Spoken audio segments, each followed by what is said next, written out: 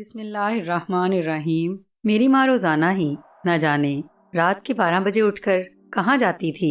میں اکثر ہی آدھی رات کو اٹھتی تو اپنی ماں کو غائب پاتی۔ چونکہ میں گھر میں سب سے بڑی تھی اس لیے مجھے بہت تجسس ہوتا۔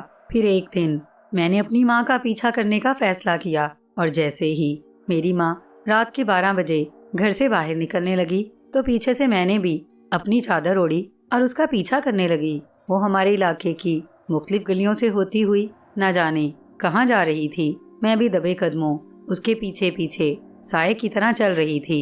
پھر میرے دیکھتے ہی دیکھتے وہ گڑاپ کر کے ایک ٹوٹے ہوئے مکان میں داخل ہو گئی۔ میں حیران تھی کہ بھلا میری ماں اس خالی مکان میں کیا لینے آئی تھی۔ پھر میں بھی تھوڑی دیر بعد اس مکان میں داخل ہوئی۔ مکان انتہائی بوسیدہ اور پرانا تھا۔ کسی کمرے کی تو چھت بھی گری ہوئی تھی، لیکن 6 کمرے ایک ترتیب سے بنائے گئے تھے۔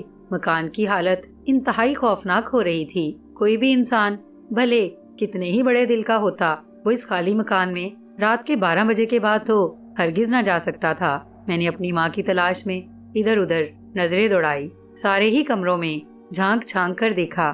حالانکہ خوف سے میری بری حالت تھی، لیکن پھر بھی میرا تجسس مجھے سکون نہ لینے دے رہا تھا۔ لیکن مجھے اپنی ماں کہیں نہ ملی تھی۔ میں حیران تھی کہ وہ اندر داخل ہو کر کیسے غائب ہو گئی تھی۔ تھوڑی دیر تک میں انتظار کرتی رہی، پھر مایوسی سے گھر کی طرف جا رہی تھی۔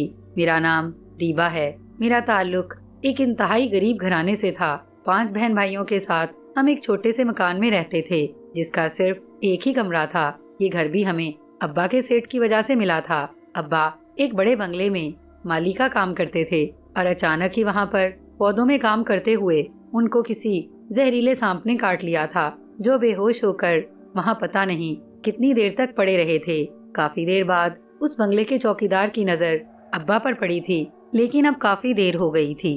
سانپ کا زہر ابا کے پورے جسم میں پھیل گیا تھا اور پھر ڈاکٹروں کے پاس جانا بے سود ثابت ہوا اور تھوڑی دیر بعد میرے ابا جان مر گئے تھے۔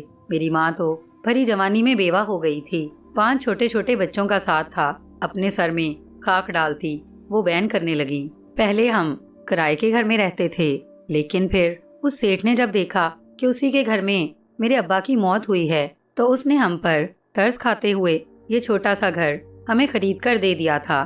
اس مہنگائی کے دور میں ایک بیوہ عورت کا 5 بچوں کے ساتھ جینا کسی دشوار زندگی سے کم نہ تھا، لیکن یہ شکر تھا کہ اس سیٹھ نے اتنی مہربانی کی کہ ہمیں یہ گھر خرید کر دے دیا۔ اب ہم روکھی سوکھی کھا کر اسی گھر میں گزارا کر لیا کرتے تھے، ورنہ اگر ہم کرائے کے گھر میں رہ رہے ہوتے تو شاید سڑکوں پر سوتے۔ جب ابا فوت ہوئے تو میں فقط 8 سال کی تھی، لیکن اب 10 سال ہو گئے تھے، اس لیے اب میں 18 سال کی ہو چکی تھی، جبکہ چھوٹے بہن بھائی بھی بڑے ہو رہے تھے۔ اماں ہماری کالونی میں بنے ہوئے بڑے بڑے بنگلوں میں کام کیا کرتی تھی۔ وہ ایک گھر میں کام نہ کرتی تھی، بلکہ کسی گھر میں جھاڑو پوچھا کرتی تو کسی گھر کا کھانا بناتی، کسی کے کپڑے دھو دیا کرتی تھی۔ وہاں پر رہنے والی بیگم اماں کو اکثر اپنی اترن کے کپڑے تھما دیتی، پھر وہ ہم بہن بھائیوں کے کام آ جاتے تھے۔ کبھی کوئی بنگلے کی بیگم صاحبہ اماں کو بچا ہوا کھانا دے دیا کرتی۔ یوں ہمارے گھر کا گزارا چل ہی رہا تھا۔ ویسے بھی کہتے ہیں کہ اللہ نے پیدا کیا ہے تو اس نے کھانے پینے کا بھی انتظام ضرور کیا ہوگا۔ اب میں بڑی اور سمجھدار ہو چکی تھی۔ اماں کو یوں محنت مشقت کرتے دیکھتی تو دل بہت دکھتا تھا۔ میں اکثر اماں سے ضد کرتی کہ میں بھی تمہارے ساتھ جا کر تمہارے کام میں ہاتھ بٹاؤں گی، لیکن وہ منع کرتی اور کہتی کہ تم گھر پر ہی چھوٹے بہن بھائیوں کو سنبھالا کرو۔ میں اگرچہ غریب گھرانے سے تھی، لیکن اللہ نے خوبصورتی مجھے دی تھی۔ جب بھی میں نوٹ کرتی کہ اکثر محلے میں رہنے والی لڑکیاں جو امیر گھرانوں سے تعلق رکھتی تھیں، وہ مجھ سے دوستی کرنے میں دیر نہ کرتی اور پھر کہتی کہ تم بھی ہمارے گھر آیا کرو دیبا۔ لیکن اماں نے مجھے کسی بھی لڑکی سے دوستی کرنے سے سخت منع کر رکھا تھا۔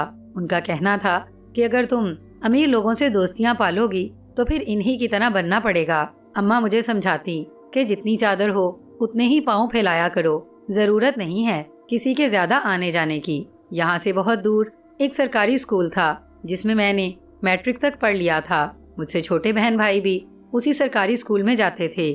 وہاں پر یونیفارم بھی فری ملتا تھا، کتابیں اور کاپیاں بھی۔ اماں بیچاری نے سخت محنت کر کے ابا کے بعد ہمیں پالا تھا۔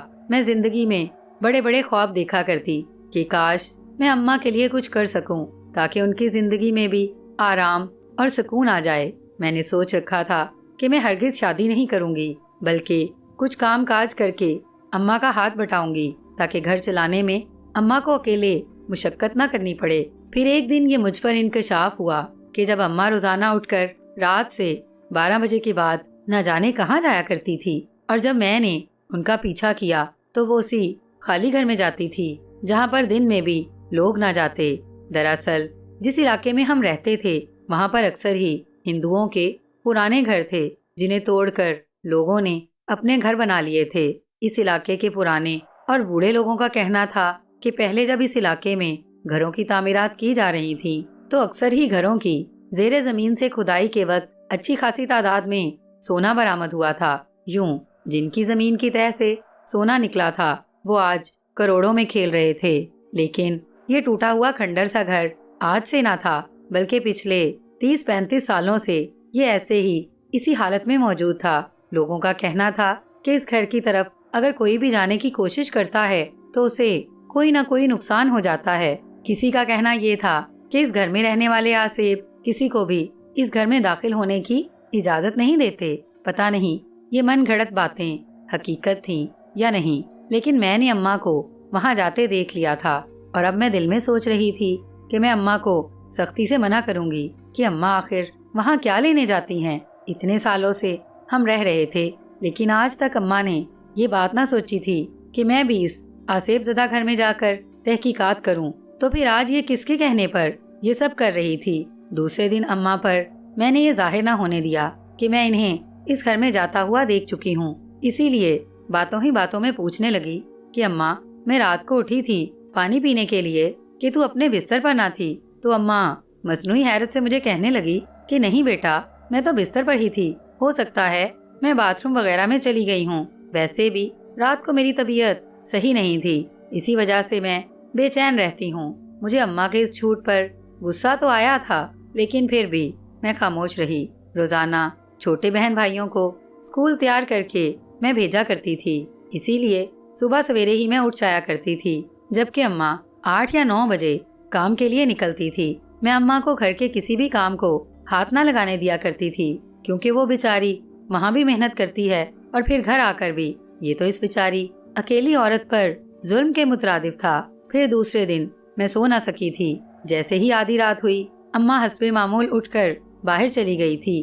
آج میں نے ان کا پیچھا نہ کیا تھا، وہ نہ جانے اس کھنڈر سے گھر میں جا کر کہاں غائب ہو جاتی تھی، لیکن میں نے دل میں سوچ لیا تھا کہ کچھ بھی ہو میں صبح اماں سے بات کر کے ہی رہوں گی کہ آخر اماں روزانہ وہاں کیوں جاتی ہے۔ دوسرے دن اماں کی طبیعت ٹھیک نہیں تھی، اس لیے اس نے آج کام سے چھٹی کی تھی۔ چھوٹے بہن بھائیوں کو اسکول بھیج کر میں اور اماں گھر پر اکیلے ہی تھے۔ میں نے جلدی جلدی صفائی کی اور پھر آ کر اماں کے پاس بیٹھ گئی۔ پھر اماں سے کہنے لگی کہ اماں تجھ سے ایک بات پوچھوں؟ اماں کہنے لگی کہ تجھے کچھ پوچھنے کی ضرورت ہے، پوچھ لے جو پوچھنا ہے۔ پھر میں نے دل مضبوط کر کے اماں سے کہا کہ اماں میں جان چکی ہوں کہ تو روزانہ رات کے 12 بجے کے بعد کہاں جاتی ہے، اب مجھے سچ سچ بتا دیں کہ آخر تو وہاں روزانہ کیوں جاتی ہے، اور اگر تجھے کچھ ہو گیا تو پھر ہم سارے بہن بھائیوں کو کون دیکھے گا؟ آخر تو اتنا خطرہ مول لے کر وہاں جاتی ہی کیوں ہے؟ میں نے اکٹھے 3-4 سوال اماں سے پوچھ لیے تھے۔ اماں میری بات سن کر خاموش ہو گئی، پھر کہنے لگی کہ میں تم بہن بھائیوں کے لیے ہی وہاں جاتی ہوں۔ اماں کی اس الجھی ہوئی بات پر میں حیران تھی۔ پھر میں نے کہا کہ اچھا ہماری خاطر، وہ کیسے؟ پھر اماں رازداری سے مجھے کہنے لگی کہ جس گھر میں کام کرتی ہوں اس گھر کی بیگم صاحبہ اپنے شوہر سے کہہ رہی تھی کہ ہندوؤں کے اس پرانے گھر میں ایک تہہ خانہ ہے جس میں ڈھیروں خزانہ چھپا ہوا ہے، لیکن اگر کوئی بھی اس تہہ خانے میں جانے کی کوشش کرتا ہے تو اس سے کچھ نہ کچھ نقصان ہو جاتا ہے۔ لیکن یہ بات بیگم صاحبہ کی ماں نے ان کو بتائی تھی۔ وہ خزانہ ایسا ہے کہ راتوں رات انسان کی قسمت بدل جائے، لیکن کوئی خوش نصیب ہی ہوگا جو اس خزانے کو حاصل کر پائے گا۔ میں وہاں صفائی کر رہی تھی، اس لیے بیگم صاحبہ کی پوری بات سن چکی تھی۔ مجھے معلوم ہے کہ ہمارے حالات ایسے نہیں کہ اپنی زندگی کو بدل سکیں۔ کل کو تمہارے ساتھ ساتھ تمہارے سارے بہن بھائیوں کی مجھے شادی بھی کرنا ہوگی۔ آخر کب تک ہم اس ایک کمرے کے مکان میں رہ کر اپنی زندگی گزاریں گے؟ بس یہی سوچ کر میں سب کے سو جانے کے بعد اس گھر میں جاتی ہوں اس خزانے کی تلاش میں، لیکن میں تہہ خانے میں تو اتر جاتی ہوں، لیکن اچانک ہی نہ جانے کیا ہوتا ہے کہ سب کچھ میری نظروں کے سامنے سے غائب ہو جاتا ہے۔ یوں میں خالی ہاتھ واپس لوٹ آتی ہوں۔ اتنے دن ہو گئے مجھے کوشش کرتے ہوئے، لیکن آج تک میں اپنی کوشش میں کامیاب نہ ہو سکی۔ اماں کی یہ باتیں سن کر تو مجھے بہت حیرت ہوئی۔ پھر میں کہنے لگی کہ اماں، تو اتنی بڑی عمر کی ہو کر ایسی باتیں کر رہی ہے، مجھے تو یہ سب جھوٹ لگ رہا ہے۔ اماں کہنے لگی کہ نہیں، یہ جھوٹ نہیں ہے، یہ بات تو مجھے بہت پہلے سے پتا تھی، لیکن آج تک میں نے اس کی کھوج نہ کی تھی۔ آج جب اپنے بچوں کی زندگی بدلنے کا خیال آیا تو میں اس خزانے کی تحقیق میں لگ گئی۔ جس طرح اتنے لوگوں کی زندگی بدلی ہے، ہو سکتا ہے کہ ہماری زندگی بھی بدل جائے۔ اماں کے چہرے سے صاف ظاہر تھا کہ جو کچھ کہہ رہی ہے سچ کہہ رہی ہے۔ پھر میں نے ایک حتمی فیصلہ کیا اور اماں کو کہنے لگی کہ اماں، اب تو نہیں جائے گی اس گھر میں، بلکہ اس خزانے کو میں حاصل کروں گی۔ اماں میری بات سن کر حیرت سے آنکھیں پھاڑے مجھے دیکھنے لگی اور کہنے لگی کہ میں تجھے ہرگز نہیں جانے دوں گی۔ مجھے بوڑھی جان کو اگر کچھ نقصان ہو بھی گیا تو مجھے پرواہ نہیں، لیکن تو جوان ہے، ابھی مجھے تیری شادی کرنی ہے، اس لیے میں تجھے ہرگز یہ خطرہ مول لینے نہیں دوں گی۔ پر میں نے اماں کی بات نہ مانی اور دل میں ٹھان لی کہ میں اس خزانے کو حاصل کر کے ہی رہوں گی۔ کیا ہوا اگر مجھے کچھ ہو بھی گیا تو؟ یہ تو ہمیں بھی پتا تھا کہ اس علاقے میں کتنے ہی لوگ تھے جن کی زمینوں سے خزانے نکلے تھے۔ ہو سکتا ہے کہ اس کھنڈر گھر میں رہنے والے کوئی جنات ہوں جو اپنے خزانے کی حفاظت میں وہاں پر موجود ہوں۔ میں یہ ساری باتیں سوچ رہی تھی، لیکن میں نے اپنے دل میں پکا فیصلہ کر لیا تھا کہ میں وہاں ضرور جاؤں گی۔ دوسری رات کو اماں جیسے ہی باہر جانے لگی، میں نے اماں کو آواز دے کر روک لیا تھا۔ اماں پیچھے مڑی اور حیرت سے مجھے کہنے لگی کہ میں نے تجھے منع کیا تھا، پھر بھی تو باز نہیں آئی۔ اماں جو چادر اوڑھ کر کھڑی تھی، میں نے ان سے چادر لے لی اور کہنے لگی کہ اماں، اب تو گھر پر رہے گی، میں وہاں جاؤں گی، تو فکر نہ کر، مجھے اپنی کامیابی کا یقین ہے، دیکھنا میں اس خزانے کو لے کر ہی واپس آؤں گی۔ اماں میرے فیصلے کو سن کر شدید پریشان نظر آ رہی تھی، لیکن میں نے انہیں گھر پر روکا اور خود باہر آ گئی تھی۔ سنسان گلیوں میں چلتے ہوئے مجھے ذرا بھی ڈر نہ لگ رہا تھا، کیونکہ بس میرے دل میں یہ خواہش تھی کہ کچھ بھی ہو، میں اس خزانے کو حاصل کر کے اماں کے سارے سپنوں کو پورا کر دوں۔ اگر کوئی بھی انسان اماں بیٹی کی یہ باتیں سن لیتا تو شاید ہمیں پاگل سمجھتا۔ اب میں اس 6 کمروں والے کھنڈر سے مکان میں داخل ہو گئی تھی۔ سارے ہی کمرے عجیب سی طرز کے بنے ہوئے تھے، جیسے پرانے وقتوں کے بادشاہ بنایا کرتے تھے۔ ایک بڑا سا برآمدہ تھا، پورا ہی گھر ٹوٹ پھوٹ کا شکار تھا۔ میں ان کمروں میں جھانک کر نہ دیکھ سکتی تھی، کیونکہ پتہ نہیں کیوں مجھے اس گھر میں آ کر عجیب سا خوف محسوس ہو رہا تھا۔ پھر میں نے اس مکان میں بنے ہوئے تہہ خانے کو ڈھونڈنا شروع کر دیا۔ تبھی میں نے دیکھا کہ اوپر جاتی سیڑھیوں کے نیچے ایک چھوٹا سا دروازہ سا بنا ہوا تھا، جو نیچے کی طرف کھلنے کو تھا، جیسے کہ عام طور پر ٹینک وغیرہ کا دروازہ ہوتا ہے۔ دروازہ کھولا تو چونک گئی، کیونکہ نیچے سیڑھیاں جا رہی تھیں۔ اس کا مطلب تھا کہ یہی تہہ خانہ تھا۔ اب میں نے اپنے دل کو مضبوط کیا اور اپنی چادر سنبھال کر دھیرے دھیرے سیڑھیاں اترنے لگی۔ نیچے گھپ اندھیرا تھا۔ یہاں آ کر میں پشیمان سی ہو گئی، کیونکہ اگر میں ٹارچ ساتھ لے آتی تو مجھے اتنی پریشانی نہ ہوتی۔ اب میں اندھیرے میں ہاتھ پاؤں مارتی ادھر ادھر دیکھ رہی تھی۔ اچانک ہی نیچے تہہ خانے سے دروازہ زور سے بجنے کی آواز آئی، جیسے کسی نے کھول کر بند کیا ہو۔ میں اچھل ہی پڑی تھی۔ بہادر بن کر یہاں تک آ تو گئی تھی، لیکن اب میرے اوسان خطا ہو رہے تھے۔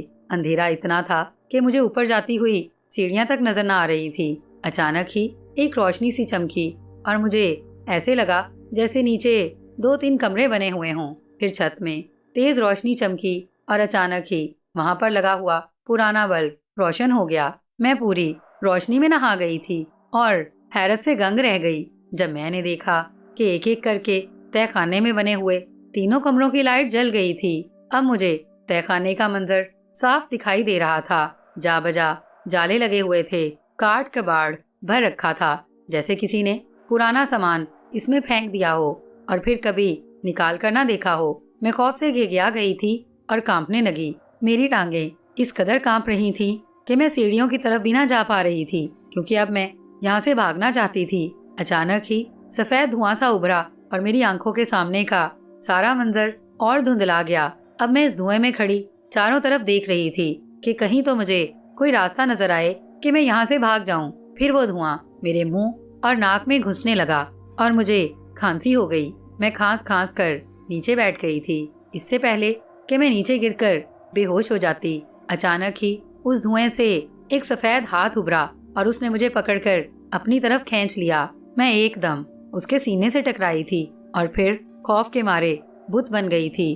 وہ کوئی خوبصورت شہزادے کی مانند نظر آنے والا نوجوان تھا۔ اس نے سفید کپڑے پہن رکھے تھے اور کاندھے پر ایک چادر بھی لی ہوئی تھی۔ وہ اپنی کالی آنکھوں سے مجھے بڑے غور سے دیکھ رہا تھا، پھر کہنے لگا کہ آخر تم بھی اس خزانے کی تلاش میں باقی انسانوں کی طرح لالچی ہو کر یہاں تک آ گئی۔ تم تو نہایت خوبصورت لڑکی نظر آتی ہو۔ اب تم مجھے اتنی پسند آ گئی ہو کہ میں تمہیں اس تہہ خانے سے باہر نہیں جانے دوں گا۔ میں اس کی بات سن کر زرد پڑ گئی، پھر اس سے کہنے لگی کہ مجھ سے بہت بڑی غلطی ہو گئی جو میں یہاں آ گئی۔ خدا کے لیے مجھے باہر جانے دو، میں اپنی اماں کے پاس جانا چاہتی ہوں۔ ٹھیک ہے، تم اپنے گھر جا سکتی ہو، لیکن اس کے لیے میری ایک شرط ہے، وہ نوجوان مجھ سے کہنے لگا۔ میں اس کی بات سن کر اس سے کہنے لگی کہ میں آپ کی ہر شرط ماننے کو تیار ہوں، لیکن ابھی مجھے گھر جانے دو۔ اس تہہ خانے میں جو بھی خزانہ دفن ہے اسے صرف وہی انسان حاصل کر سکتا ہے جو ہم جن زادوں کی مدد کر سکے۔ ہم پچھلے 35 سالوں سے اس مصیبت میں گرفتار ہیں اور اس خزانے کی وجہ سے ہم اس گھر سے باہر بھی نہیں جا سکتے۔ اس کی بات سن کر میں بے تحاشا خوفزدہ ہو گئی تھی، کیونکہ مجھے معلوم ہو گیا تھا کہ میرے سامنے کوئی انسان نہیں بلکہ ایک جن زادہ کھڑا ہے۔ پھر میں اس جن زادے سے کہنے لگی کہ کیسی مدد اور کیسی مصیبت؟ پھر وہ کہنے لگا کہ یہ بہت لمبی کہانی ہے، ابھی میں تمہیں جانے دے رہا ہوں، لیکن اس وعدے پہ تمہیں چھوڑ رہا ہوں کہ کل تمہیں دوبارہ ہمارے پاس آنا ہوگا۔ اس کی بات سن کر میری جان میں جان آئی تھی، ورنہ میں تو سمجھ رہی تھی کہ یہ ہمیشہ کے لیے مجھے اس تہہ خانے میں قید کر دیں گے۔ پھر اس روشنی کی مدد سے ہی میں تہہ خانے کی سیڑھیاں چڑھتے ہوئے اوپر آ گئی تھی۔ 3 بج گئے تھے۔ اب میں گھر کی طرف جا رہی تھی۔ گھر پہنچی تو میری حالت بری ہو رہی تھی۔ اماں میرے انتظار میں جاگ رہی تھی، پھر میری شکل دیکھ کر کہنے لگی کہ کیا ہوا، تجھے کچھ پتا چلا خزانے کے بارے میں؟ میں اماں سے کہنے لگی کہ خزانے کا تو کچھ پتا نہیں چلا، لیکن یہ ضرور پتا چل گیا کہ اس ویران گھر میں واقعی آسیب ہے۔ اماں میری بات سن کر حیرت زدہ ہو گئی، پھر کہنے لگی کہ کیا تجھے کوئی جنات وغیرہ نظر آئے ہیں؟ میں نے کہا ہاں اماں، ایک جن زیادہ میرے سامنے آ گیا تھا۔ اس نے مجھے اس وعدے پر اس تہہ خانے سے باہر آنے دیا ہے کہ میں کل واپس آ کر اس کی کہانی سنوں گی۔ اماں میری بات سن کر شدید پریشان ہو گئی اور کہنے لگی کہ کوئی ضرورت نہیں ہے تجھے وہاں جانے کی، اب میں تجھے نہیں جانے دوں گی۔ تو میں نے اماں کو کہا کہ اب میں اس سے وعدہ کر آئی ہوں، اگر میں وہاں نہ گئی تو ایسا نہ ہو کہ وہ یہاں آ جائے مجھے لینے کے لیے، اور پھر کیا پتا وہ کوئی خزانے کا ایسا راز بتا دے جس سے ہمیں وہ خزانہ مل جائے۔ اماں میری بات سن کر چپ ہو گئی، لیکن میں دل میں سوچ رہی تھی کہ میں ضرور وہاں جاؤں گی۔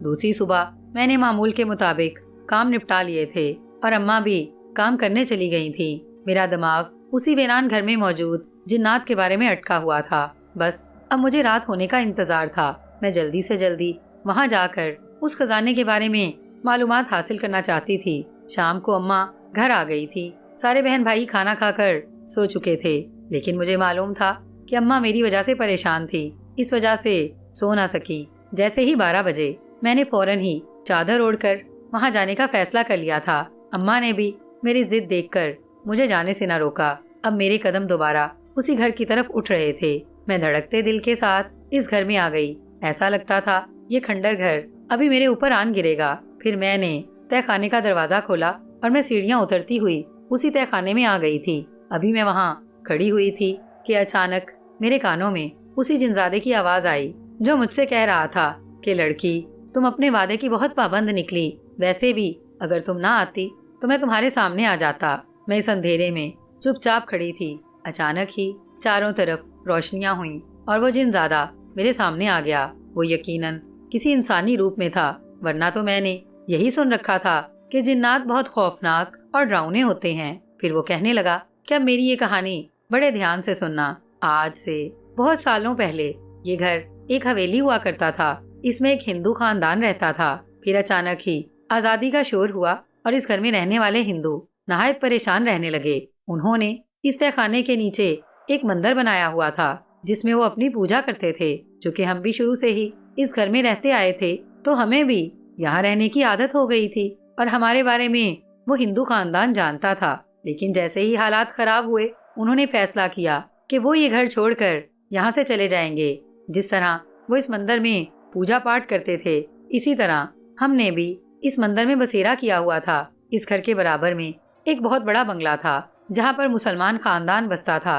दोनों के आपस में गहरे ताल्लुकात थे। जब हालात ज्यादा खराब हो गए तो हिंदू खानदान नहायत परेशान नजर आने लगा। फिर उन्होंने ये फैसला किया कि हम इस हवेली को छोड़कर चले जाएंगे। लेकिन इस हवेली में उनका बहुत सा खजाना मौजूद था और इतने खजाने को साथ लेकर जाना उनके लिए मुमकिन नहीं था। यूं इस परेशानी में कई दिन गुजर गए, लेकिन इस बात का कोई हल ना निकला था।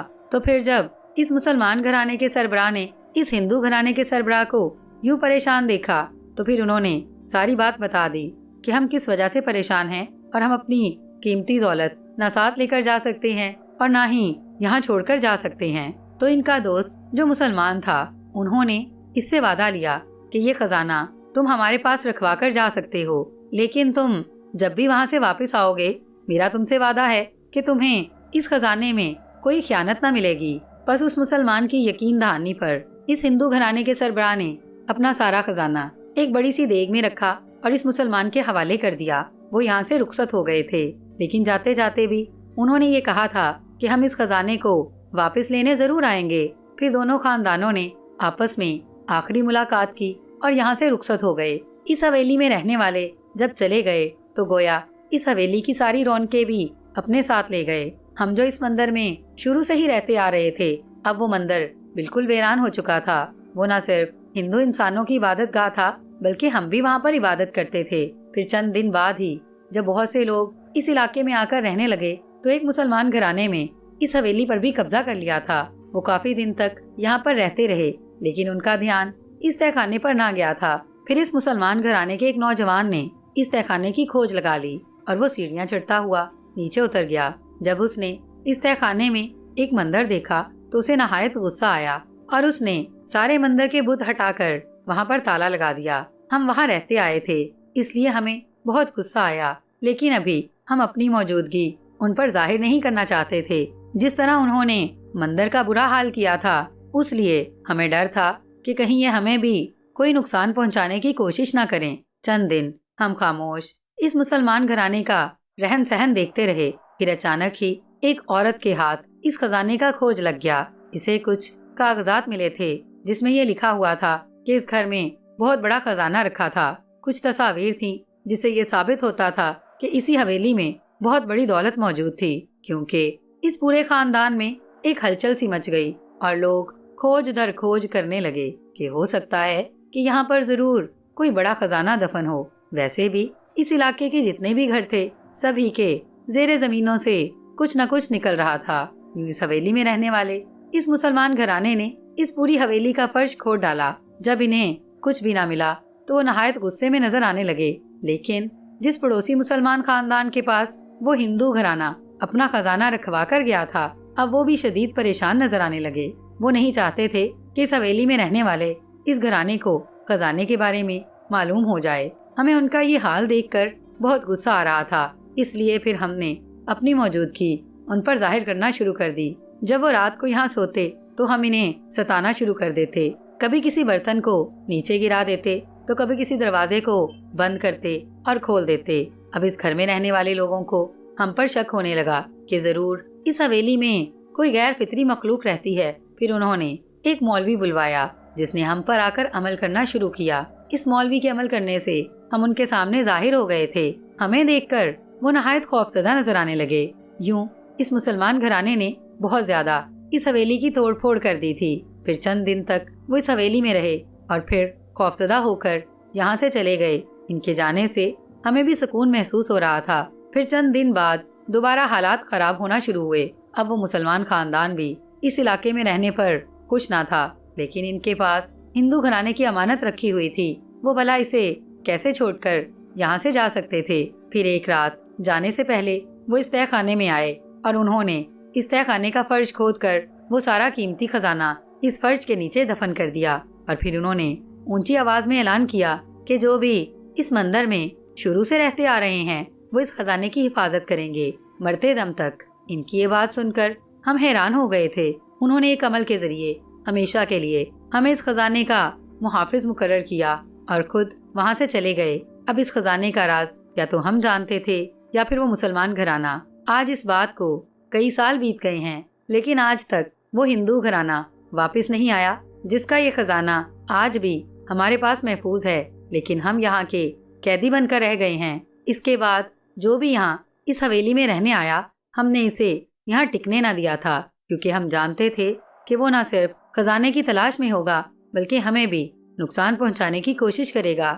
دیکھتے ہی دیکھتے اس پورے علاقے میں ہماری دہشت بیٹھ گئی اور ہماری وجہ سے یہاں پر کوئی قدم بھی نہ رکھتا تھا۔ لیکن ہمیں حیرت ہوئی جب ایک بوڑھی عورت روزانہ یہاں پر خزانے کی تلاش میں آنے لگی۔ وہ ایک مجبور اور لاچار عورت نظر آتی تھی۔ بھلے ہی وہ یہاں خزانہ ڈھونڈنے آتی تھی، لیکن اسے اس تہہ خانے کے بارے میں معلوم نہ تھا۔ لیکن جب تم اس عورت کے پیچھے آئی تو میں نے تمہیں دیکھ لیا تھا اور تمہاری ماں کو تمہاری نظروں سے غائب کر دیا، جو ہر کمرے میں موجود کاٹ کباڑ کو کھول کھول کر دیکھتی تھی۔ لیکن پھر میں نے عمل کر کے یہ پتہ لگا لیا تھا کہ تم اسی عورت کی بیٹی ہو اور تم بھی خزانے کی تلاش میں اس حویلی میں آئی ہو۔ اگر تم اس خزانے کو حاصل کرنا چاہتی ہو تو ہمیں کوئی اعتراض نہیں، لیکن تمہیں اس کے لیے ایک کام کرنا ہوگا۔ یہاں سے بہت دور ایک گاؤں ہے جس کا نام حاصل پور ہے۔ ہمیں صرف اتنا پتا ہے کہ جو مسلمان گھرانہ ہمیں اس خزانے کا محافظ بنا کر گیا تھا وہ اسی گاؤں میں رہتا ہے۔ ہو سکتا ہے کہ ان کا کوئی ایسا بزرگ زندہ ہو جس کو یہ ساری کہانی معلوم ہو۔ اب تم نے اس گھرانے کے اسی فرد کو لے کر آنا ہے جو سب سے بوڑھا ہوگا۔ وہ اس حویلی میں آ کر ہمیں اس وعدے سے آزاد کر دے تاکہ ہم یہاں سے مکتی پا کر ہمیشہ کے لیے اس حویلی کو چھوڑ کر یہاں سے چلے جائیں، کیونکہ ہم بھی تنگ آ گئے ہیں اب اس خزانے کی حفاظت کرتے کرتے۔ تم ایک معصوم اور غریب لڑکی نظر آتی ہو، اس لیے ہم نے تمہاری مدد کرنے کا فیصلہ کیا۔ اس سے پہلے جتنے بھی لوگ اس خزانے کی تلاش میں آئے تھے وہ نہایت لالچی اور ظالم نظر آتے تھے۔ اگر تم نے ہمارا یہ کام کر دیا تو سمجھ لینا کہ اس خزانے کو ہم تمہارے حوالے کر دیں گے۔ اس جن زادے کی یہ کہانی سن کر تو میں حیران رہ گئی تھی، لیکن مجھے یہ کام کرنا اتنا مشکل بھی نہ لگ رہا تھا۔ گو کہ میں ایک کم عمر لڑکی تھی، لیکن میں یہ کام کر سکتی تھی۔ پھر میں نے ڈرتے ڈرتے اس دن جن زادے سے کہا، اگر میں نے آپ کا کام کر دیا تو کیا واقعی میں آپ یہ سارا خزانہ مجھے دے دیں گے؟ میری بات سن کر وہ مسکرا دیا اور کہنے لگا کہ کیوں نہیں، پھر تم ہی اسی خزانے کی مالک ہوگی۔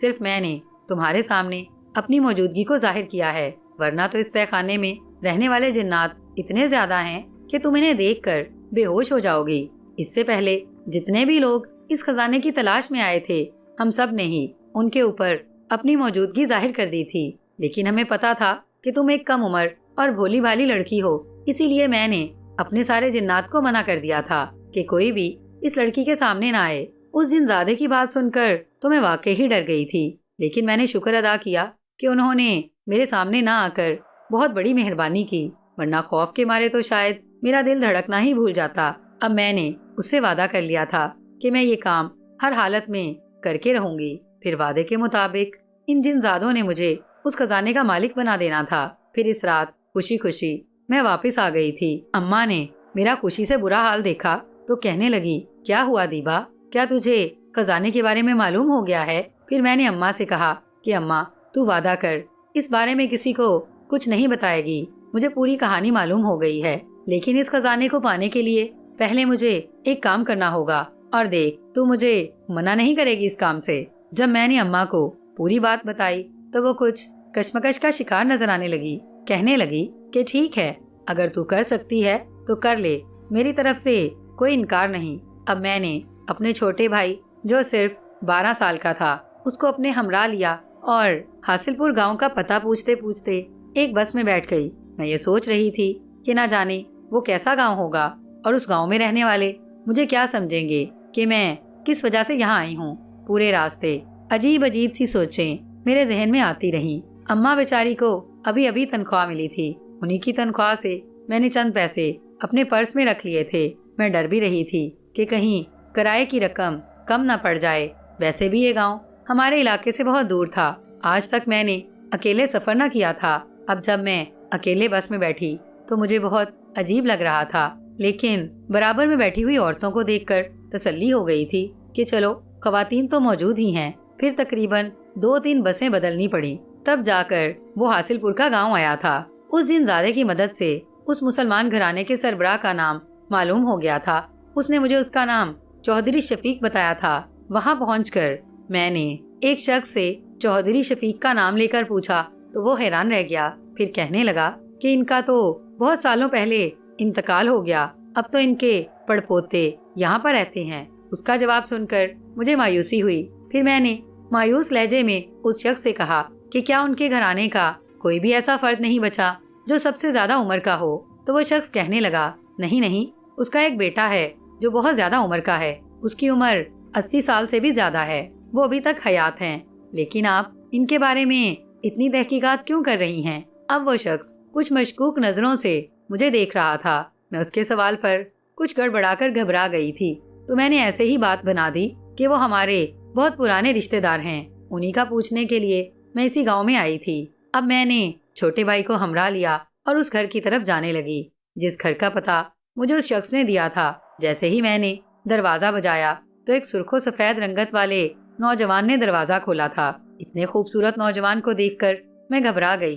फिर कहने लगी कि मैं चौधरी शफीक से मिलने आई थी, लेकिन मैंने सुना है कि वो अब इस दुनिया में नहीं रहे। क्या उनके बेटे से मुलाकात हो सकती है?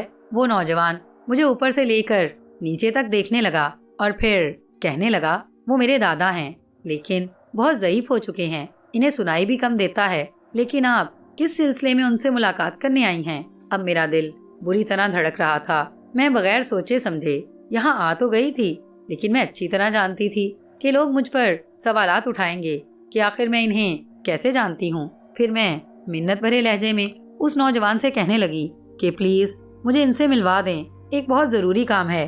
अगर मैं उनसे मुलाकात ना कर सकी तो मेरी सारी मेहनत बेकार हो जाएगी। मैं बहुत दूर से चलकर उनके पास मदद के लिए आई हूँ। उस नौजवान ने सर हिला दिया और फिर मुझे और मेरे छोटे भाई को बैठक में बिठाकर खुद अंदर की तरफ चला गया। मेरे माथे पर पसीना फूट रहा था और जिस्म भी लर्ज रहा था। थकन से तो बुरी हालत थी, साथ ही भूख प्यास से भी बुरा हाल था। थोड़ी ही देर बाद उस नौजवान के साथ चौधरी शफीक के बेटे भी आ गए थे, जो काफी ज़ईफ हो गए थे। मैंने खड़ी होकर बड़े अदब से उन्हें सलाम किया। अब इस नौजवान की मौजूदगी की वजह से मैं ये सारी बात करते हुए कुछ घबरा रही थी, क्योंकि वो बड़ी तेज नजरों से मुझे देखे जा रहा था। फिर मैंने उसके सामने सारी बात करने का फैसला किया और धीरे धीरे करके एक एक बात उन्हें बताने लगी। जब मैंने पूरी कहानी चौधरी शफीक के बेटे को बताई तो इन्हें सब कुछ याद आ गया। फिर वो मेरी बताई हुई कहानी सुनकर मुस्कुरा दिए। वो कहने लगे कि बेटा, मैं इस वक्त बहुत छोटा था, तकरीबन 10 साल का, लेकिन मुझे आज भी अच्छी तरह याद है कि वो हवेली वाले हिंदू किस कदर अमीर घराने से ताल्लुक रखते थे। उन्होंने मेरे बाप के पास कोई छोटा मोटा खजाना नहीं, बल्कि पूरी एक देख खजाने की भरकर रखवाई थी। मेरा बाप एक ईमानदार आदमी था, उसे इस खजाने की बहुत फिक्र थी। तभी वो जल्दबाजी में इस खजाने को वहीं तय खाने में रखवा कर वहाँ से भाग आया था, क्योंकि वहाँ पर रहने वाले बहुत से लोगों को उस खजाने के बारे में पता चल गया था, जिसकी वजह से हमारे पूरे घराने की जान को खतरा था। मैं उस वक्त छोटा था, इसलिए कई साल गुजरने के बाद मैं इस बात को भूल गया था। लेकिन आज तुमने ये कहानी सुनाकर मेरे गुजरे दिनों की सारी यादें ताज़ा कर दी हैं। मुझे यकीन नहीं आ रहा कि ऐसी कहानी सच भी हो सकती है कि आज तक वो खजाना वहीं पर दफन है और वो जिन्नात जिनसे मेरे बाप ने उस खजाने की हिफाजत का वादा लिया था, वो आज तक इस खजाने की हिफाजत में वहीं मौजूद हैं। मैं खुश थी कि चौधरी शफीक के बेटे को सारी कहानी याद आ गई थी। फिर मैंने उनकी मिन्नतें करना शुरू कर दी कि वो एक बार मेरे साथ चलें और वहाँ जाकर इन जिनजादे को इस वादे से आज़ाद कर दें, जिसकी वजह से उनकी जिंदगी भी बहुत मुश्किलात में गिरफ्तार है। चौधरी शफीक के बेटे मेरे साथ जाने पर राजी थे, लेकिन उनका पोता मुसलसल उन्हें मना किए जा रहा था। वो इनसे कहने लगा कि दादा, आपको हरगिज जरूरत नहीं इस चालाक लड़की की बातों में आने की। ऐसा ना हो कि वो जिन्नात आपको कोई नुकसान पहुंचा दें। ये ऐसे ही कोई मन घड़त कहानी लेकर आपके पास आ गई है। मुझे इसकी बात सुनकर रोना आ रहा था। कोई इस कदर बदगुमान कैसे हो सकता है? मैं इतनी दूर सफर से बेहाल होकर यहाँ आई थी। फिर मेरी मिन्नत समाजत करने पर आखिर चौधरी शफीक के बेटे मेरे साथ जाने पर राजी हो गए, लेकिन साथ में इनका वो खड़ूस पोता फराज भी ہمارے ہمراہ تھا۔ میں نے راستے میں ہی اس سے التجا کر دی تھی کہ اس کہانی اور اس خزانے کے بارے میں کسی کو کچھ نہ بتائے، کیونکہ اگر لوگوں کو یہ سب کچھ معلوم ہو گیا تو وہ لوگ بھی لالچ میں اس خزانے کی تلاش میں وہاں ضرور آئیں گے۔ فراز میری بات سن کر سر ہلا رہا تھا۔ میں ان دونوں کو لے کر اپنے گھر پہنچ گئی۔ اماں بھی انہیں دیکھ کر حیران تھی۔ پھر اماں نے ان کی آؤ بھگت کرنے کے لیے کھانا بنایا اور ساتھ میں چائے بھی پیش کی۔ حالانکہ جب میں وہاں تھکی ہاری گئی تھی تو انہوں نے پانی تک نہ پوچھا تھا، لیکن میری اماں بڑی مہمان نواز طبیعت کی مالک تھی۔ پھر تھوڑی ہی دیر بعد مجھ پر یہ عقدہ کھلا جب فراز نے مجھے بتایا کہ ہمارا پورا گھرانہ اس گاؤں کو چھوڑ کر یہاں سے چلا گیا ہے، صرف میری ماں اور میں اپنے دادا کے ساتھ رہتے ہیں۔ وہ مزید بتا رہا تھا کہ وہ اپنی تعلیم مکمل کر کے اب نوکری کی تلاش میں ہے۔ ان کے حالات بھی کچھ زیادہ اچھے نہیں، وقت بدلتے ہوئے دیر نہیں لگتا، شاید وہ بھی وقت کی سختیوں کی زد میں تھے۔ پھر میں نے فراز کو سمجھا دیا کہ ہمیں تمہارے دادا کو رات کے 12 بجے کے بعد چپکے سے وہاں لے کر جانا ہوگا۔ ایسا نہ ہو کہ یہاں پر رہنے والے لوگوں کو اس بارے میں کچھ پتا چل جائے۔ اس طرح سے نہ صرف ہماری جان کو خطرہ ہوگا بلکہ وہاں پر رہنے والے جنات بھی مشکلات کا شکار ہو جائیں گے۔ ویسے بھی وہ اس خزانے کو کسی کو ہاتھ تک لگانے نہیں دیتے۔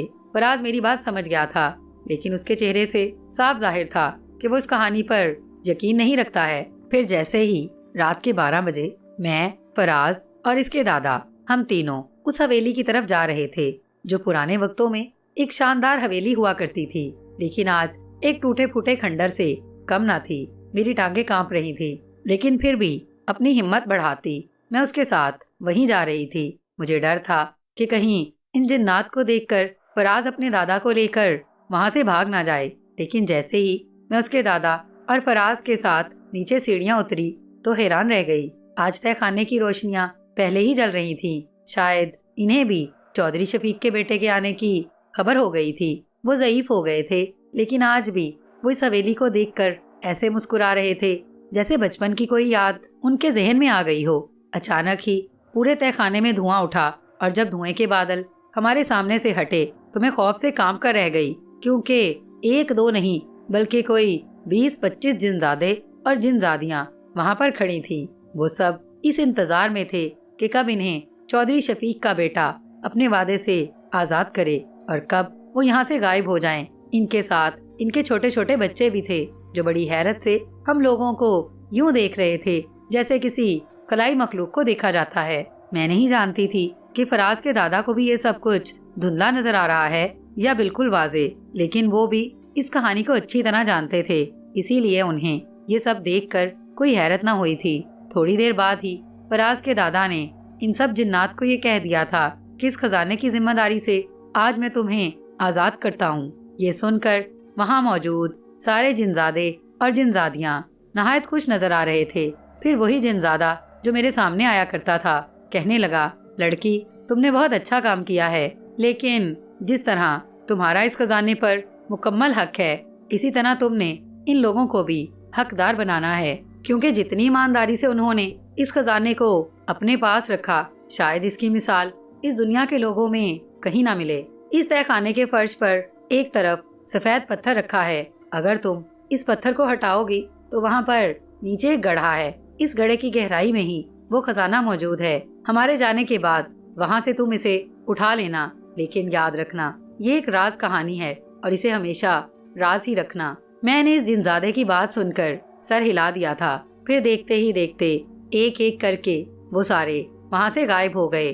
اب میں نے فراز کی مدد سے اس خزانے کو نکال لیا تھا، پھر چپکے سے سارا خزانہ نکال کر ہم دونوں اسے اپنے گھر لے گئے تھے۔ جب میں نے گھر جا کر اس خزانے کو دیکھا تو میری آنکھیں حیرت سے پھیل گئی تھی۔ سونے چاندی اور قیمتی زیورات سے بھری ہوئی وہ دیگ کسی کی بھی قسمت بدلنے کے لیے کافی تھی۔ میں اماں کے گلے لگ گئی اور کہنے لگی کہ اماں دیکھو، آج ہم نے بغیر کسی لالچ کے یہ خزانہ حاصل کر لیا۔